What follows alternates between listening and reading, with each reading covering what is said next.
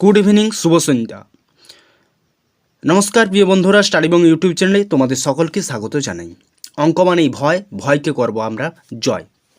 আমরা আজকে অঙ্কের ক্লাস তো দেখে নেওয়া যাক। আজকের প্রথম প্রশ্ন কী রয়েছে।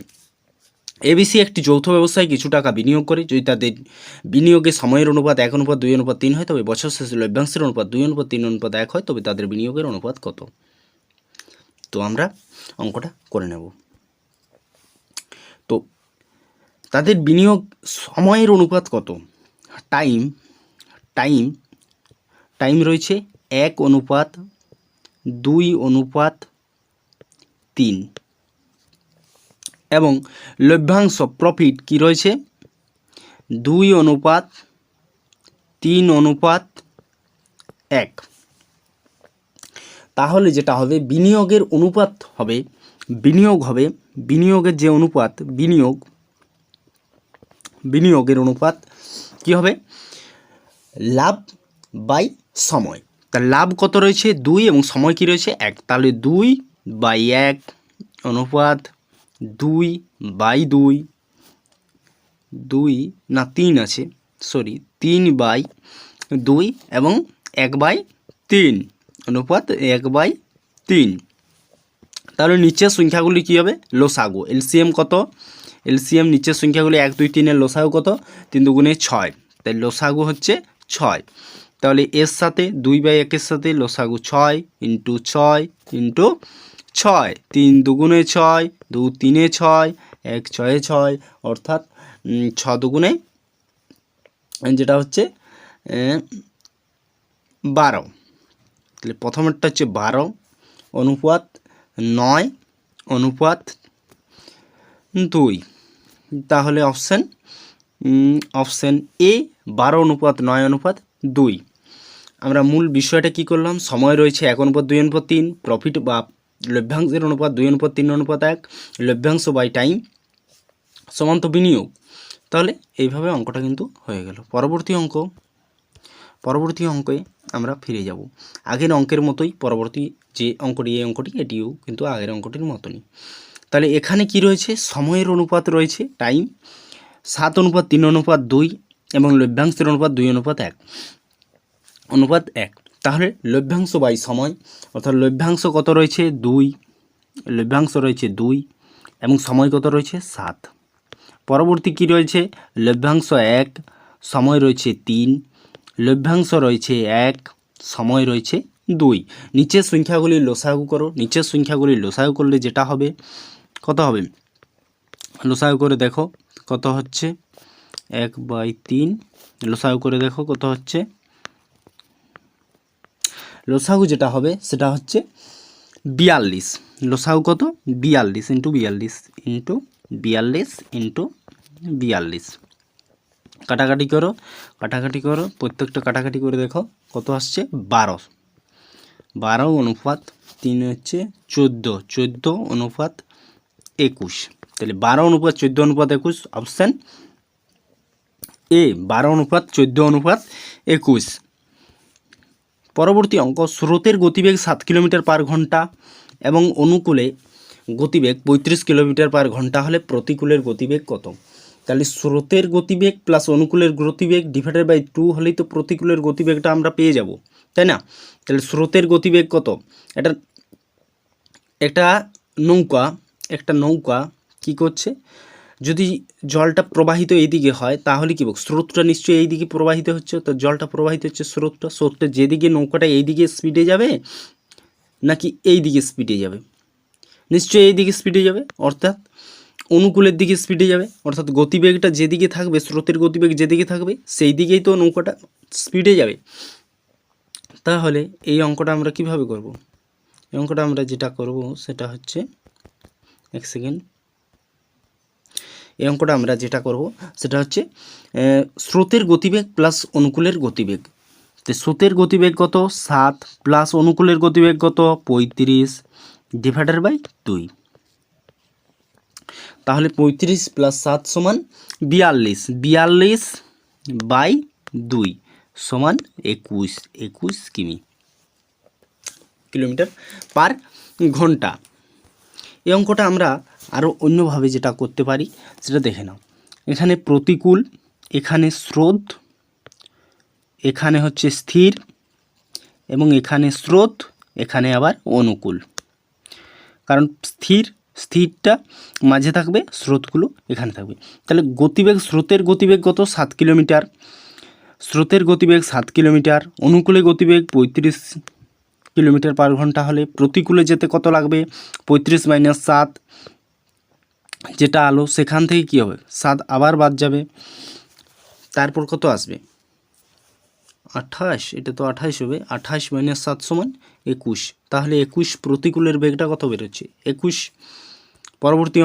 পরবর্তী অঙ্কে দেখা যাক, নৌকা স্রোতের অনুকূলে 20 কিলোমিটার পার ঘন্টা বেগে যায় এবং প্রতিকূলে 10 কিলোমিটার পার ঘন্টা বেগে যায়। স্থির জলে নৌকার গতিবেগ 15 কিলোমিটার পার ঘন্টা হলে তবে স্রোতের গতিবেগ কত? আমরা আগে যে নিয়মটা করলাম ওই নিয়মেই করব। প্রতিকূল লিখে নিলাম, স্রোত, স্থির জল, স্রোত, অনুকূল। তাহলে প্রতিকূলে কি বলেছে? অনুকূলে 20 কিলোমিটার। তাহলে অনুকূলে 20 কিলোমিটার, প্রতিকূলে 10 কিলোমিটার এবং স্থির জলে 15 কিলোমিটার। তাহলে কি বলেছে? স্রোতের গতিবেগ কত? এখানেও যা হবে এখানেও তাই হবে। তো 15 - 10 = 5, আর 15 + 20 - 15 = 5। তাহলে 5 কিলোমিটার। 5 কিলোমিটার। আমরা আরেকটা যেটা করতে পারি সেটা হচ্ছে, পরীক্ষা কি এত বড় করে করবে? না, পরীক্ষায় এত বড় করার কোনো প্রয়োজন নেই। স্রোতের গতিবেগ জানতে যেহেতু চেয়েছে, সেহেতু তুমি অনুকূলেও নিতে পারো, প্রতিকূলেও নিতে পারো। তো তুমি অনুকূল যদি নাও তাহলে অনুকূল বিযুক্ত স্রোত, অনুকূল বিযুক্ত স্থির জল। স্রোত কেন হবে? স্রোতটা তো তুমি জানতে চাইছে, তাহলে অনুকূল বিযুক্ত স্থির জল। অনুকূল বিযুক্ত স্থির জল মানেই তো স্রোত। আবার যদি তুমি প্রতিকূল নাও তাহলে স্থির জল বিযুক্ত প্রতিকূল মানেই স্রোত, তাই না? তাহলে এখানেও অনুকূল যদি কত থাকে? অনুকূলে আছে 20 আর স্থির জল আছে 15। তাহলে অনুকূল বিযুক্ত স্থির জল সমান তো 20 - 15 = কি? 5। তাহলে 5 কিলোমিটার পার ঘন্টা। বিষয় বোঝা গেছে। পরবর্তী অঙ্ক কি রয়েছে? একই গতিবেগে বিপরীত দিক থেকে আসা দুটো ট্রেন, প্রতিটির দৈর্ঘ্য 135 কিলোমিটার হলে তারা একে অপরকে 18 সেকেন্ডে অতিক্রম করে। তো ট্রেন দুটির গতিবেগ কত? ট্রেন দুটির গতিবেগ পাওয়ার আগে, দুটি ট্রেন রয়েছে এবং একই দৈর্ঘ্যের 135, তাহলে 135 দুগুণে কত? 270। 270 মিটার লম্বা। কত অতিক্রম করছে? 18 সেকেন্ডে। 18 সেকেন্ডে অতিক্রম করছে। তাহলে মিটার পার সেকেন্ড কত? 18 × 15 = 270। 18 × 15, তাহলে 15 মিটার পার সেকেন্ড। এটা হচ্ছে কি? আপেক্ষিক বেগ। তাহলে এদের কিলোমিটার পার ঘন্টায় কত? এখানে মিটার পার সেকেন্ডে, কিন্তু ট্রেন দুটির গতিবেগ কত? এখানে নিশ্চয়ই এখানে কি কোথাও লেখা রয়েছে যে মিটার পার সেকেন্ডে উত্তর? না, সব সময় এখানে কিলোমিটার পার ঘন্টায় উত্তর চায়। তাহলে 15 মিটার পার সেকেন্ডে রয়েছে। তাহলে আমরা যেটা করব সেটা হচ্ছে এটাকে ঘন্টায় পরিণত করব। তাহলে 15 × 18/5, 5 × 3 = 15, 3 × 18 = 54 কিলোমিটার পার আওয়ার। তো 54 কিলোমিটার পার আওয়ার, অর্থাৎ option C 54 kilometre per hour. পরবর্তী অঙ্ক, 110 মিটার দৈর্ঘ্যের একটি ট্রেন ঘন্টায় 60 কিলোমিটার বেগে গেলে কত সময়ে ঘন্টায় 6 কিমি গতিবেগে একই দিক থেকে যাওয়া ব্যক্তিকে অতিক্রম করবে? তাহলে 110 মিটার লম্বা একটা ট্রেন রয়েছে যেটা 60 কিলোমিটার পার ঘন্টা যাচ্ছে, এবং একজন ব্যক্তি সে কি 6 ঘন্টায় 6 kilometre per hour, 6 kilometre per hour যাচ্ছে। তাহলে এদের আপেক্ষিক বেগ কী হবে? আপেক্ষিক বেগ যেটা হবে সেটা হচ্ছে 60 কিলোমিটার ট্রেনের বিযুক্ত 6 কিলোমিটার ব্যক্তিটির। তাহলে কত বের হচ্ছে? 60 - 6 = 54 kilometre per hour. 54 kilometre per hour. তাহলে সেকেন্ডের গতি কত হবে? সেকেন্ডে গতি যেটা হবে সেটা হচ্ছে 54 × 5/18। 5/18, 5/18, 18 3 × 54, 3 × 5 = 15, 15 kilometre 15 metre per second, 15 metre per second. বোঝা গেছে এতটা? পরবর্তী সময় যেটা লাগবে, সময় একই দিকে যাওয়া ব্যক্তিকে অতিক্রম করতে কত সময় লাগবে? 110 বাই 15 সমান 22/3 অর্থাৎ 7×1=3, 7×1=3 অর্থাৎ অপশান সি 7×1=3 সেকেন্ড সময় লাগবে। যদি কোনো অঙ্ক বুঝতে অসুবিধা হয় সেই অঙ্কের দাগ নাম্বার দিয়ে তোমরা কিন্তু অবশ্যই কমেন্টের মাধ্যমে জানাও যে কোন অঙ্কটা অসুবিধা হচ্ছে। আমি পরবর্তী ক্লাসে সেই অঙ্কটা আরও সুন্দরভাবে ক্লিয়ারেন্স করে তোমাদের জানিয়ে দেব। তো পরবর্তী অঙ্কে যাওয়া যাক। 7 নম্বর অঙ্কে কী রয়েছে? হরিপদ বসাক 423 টাকা একটি স্টোভ বিক্রি করে তার 6% ক্ষতি হয়। আর দেখবেন 6% ক্ষতি হয়, তাহলে 6% যদি ব্যক্তিটির ক্ষতি হয় তাহলে কত পার্সেন্ট তার রয়েছে? একটা জিনিস কিনা হচ্ছে সেখানে 6% তার ক্ষতি হচ্ছে, অর্থাৎ কত পার্সেন্ট তার কাছে থাকছে? তার কাছে 94% থাকছে। এই 94%টা তো তার কোনো ক্ষতি বা লাভ কোনো কিছু না। 94%-এর জন্য তাকে কত দিতে হয়েছে? 423 টাকা দিতে হয়েছে, 423 টাকা দিতে হয়েছে। এই 94% বা 94% জন্য তাকে 423 টাকা দিতে হয়েছে। তাহলে কি বলেছে? কত টাকায় বিক্রি করলে 8% লাভ হবে। 8% লাভের পূর্বে আমাকে জানতে হবে যে ওর আসল 100% জন্য কত টাকা তাকে লাগবে। তো হরিপদ বসাক কত দিয়েছে? 423 টাকা দিয়েছে, 6% ক্ষতি হয়েছে তাহলে তার 100% করতে কত লাগবে? 100% করতে যেটা লাগবে, 100%-এর যেটা দাম অর্থাৎ 100% বা আসল দাম, ক্রয়মূল্য যেটা আসল দাম সেটা কত লাগবে? 423 বাই 94 ইন্টু 100। তোমরা কাটাকাটি করে দেখে নাও, যেটা বের হবে সেটা হচ্ছে 450 টাকা। 450 টাকা।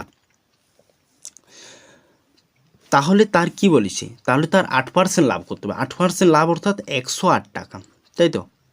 100 টাকা অরিজিনাল দাম, 8% লাভ অর্থাৎ 108 টাকা। 108 টাকা সমান 108% টাকা নয়, 108% সমান হচ্ছে 450 টাকা, যেহেতু 100%-এর দাম। তাহলে 450 বাই 100 ইন্টু 108% কাটাকাটি করো, যেটা বের হবে সেটা হচ্ছে 4860। গুণ করে দেখো, 45 গুণিত 108, 4860 বাই 10। তো নিচে যদি 10 একটা শূন্য, উপরে একটা শূন্য বাদ যায়, তাহলে 486 টাকা তাকে লাগবে। তাহলে তার 8% লাভ অর্থাৎ 486 টাকা। 8% লাভ অর্থাৎ 486 টাকা। পরবর্তী তোমাদের বাড়ির কাজ, যেটা তোমরা কিন্তু কমেন্টের মাধ্যমে জানাবে যে এই উত্তরটা কী হচ্ছে। যদি বর্তমানে পিতা ও পুত্রের বয়সের গুণফল 320 টাকা হয়, 320 হয়, আবার তাদের বয়সের অনুপাত যদি 5:4 হয়, তবে পিতার বর্তমান বয়স কত? তাহলে কি এই অঙ্কটা কিন্তু তোমরা কমেন্টের মাধ্যমে জানাবে। আর আমাদের ক্লাস কীরকম লাগছে, যদি ভালো লাগে অবশ্যই লাইক, কমেন্ট, শেয়ার এবং সাবস্ক্রাইব করতে ভুলবে না। আর আমাদের প্রতিদিন প্রতিটি ক্লাসের PDF কিন্তু আমাদের টেলিগ্রাম লিঙ্কে দেওয়া হয়, টেলিগ্রাম চ্যানেলে দেওয়া হয়। তোমরা কিন্তু তার লিঙ্ক আমাদের ডেসক্রিপশন বক্সে দেওয়া আছে, সেখান থেকে তোমরা কিন্তু জয়েন হয়ে যেতে পারো।